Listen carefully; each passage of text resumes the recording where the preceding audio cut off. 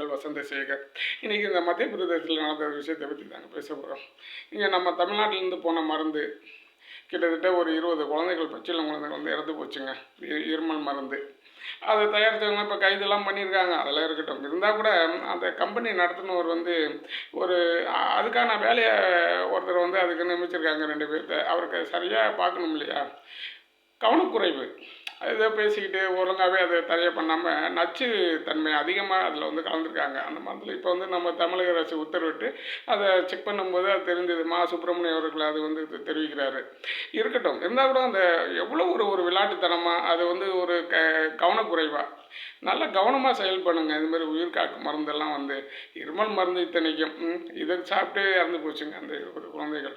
அவங்களாம் என்ன தான் வேலை செய்கிறாங்கன்னு தெரியல. இப்போ அந்த மருந்துக்கு வந்து சீல் வச்சுருக்காங்க. இப்போ அவங்களெல்லாம் கைது பண்ணியிருக்காங்க. இனிமேல் நடைமுறை அதுமாரி வரும். இருந்தாலும் இந்த 20 குழந்தைகள் போனது தானே.